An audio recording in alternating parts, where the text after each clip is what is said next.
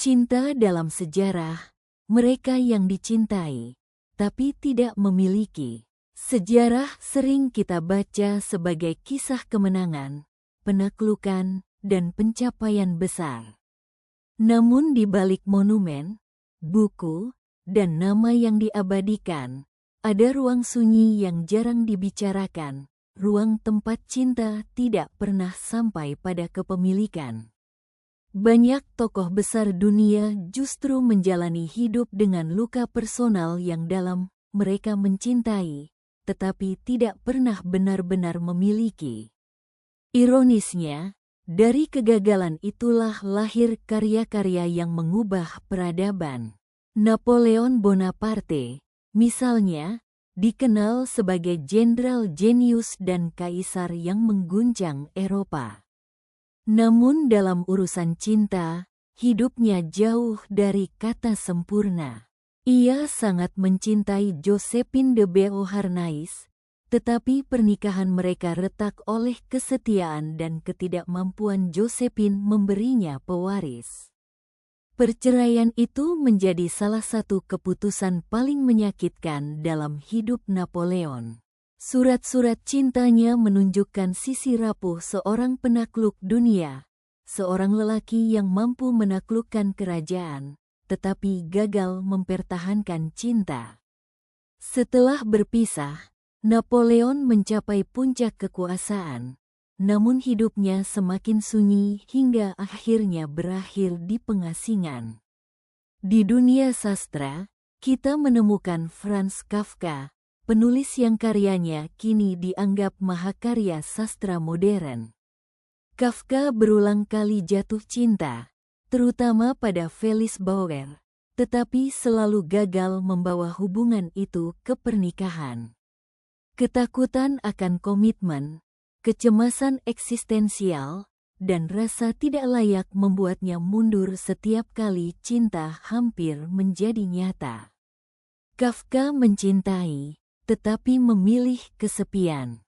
Dari kegelisahan itulah lahir karya-karya seperti The Trial dan The Metamorphosis, yang menggambarkan manusia terjebak dalam dunia absurd dan tidak ramah, sebuah cermin jiwanya sendiri. Ludwig van Beethoven pun menyimpan kisah serupa. Sang komponis jenius ini pernah menulis surat cinta yang dikenal sebagai Immortal Love, ditujukan pada seorang wanita yang identitasnya hingga kini masih diperdebatkan. Cinta itu begitu dalam, tetapi tidak pernah terwujud. Beethoven hidup menyendiri, semakin terasing oleh ketuliannya. Namun justru pada masa-masa paling gelap itulah ia menciptakan simfoni-simfoni terbesar dalam sejarah musik. Cinta yang tak dimiliki berubah menjadi energi kreatif yang abadi. Dalam sejarah Nusantara, kita mengenal R.A. Kartini, tokoh emansipasi perempuan yang gagasannya melampaui zamannya. Kartini pernah merasakan cinta, tetapi hidupnya terikat oleh adat dan struktur sosial yang membatasi pilihan perempuan Jawa kala itu. Ia menikah bukan karena cinta sepenuhnya, melainkan karena kewajiban. Impian pribadinya tentang kebebasan dan pendidikan perempuan tidak pernah ia nikmati sepenuhnya dalam hidupnya sendiri. Namun dari keterbatasan itulah lahir surat-surat yang menginspirasi gerakan besar dan mengubah wajah pendidikan perempuan Indonesia. Kisah-kisah ini menunjukkan satu pola yang menyentuh. Kegagalan dalam cinta tidak selalu berujung kehancuran, tetapi seringkali menjadi titik lahirnya karya besar.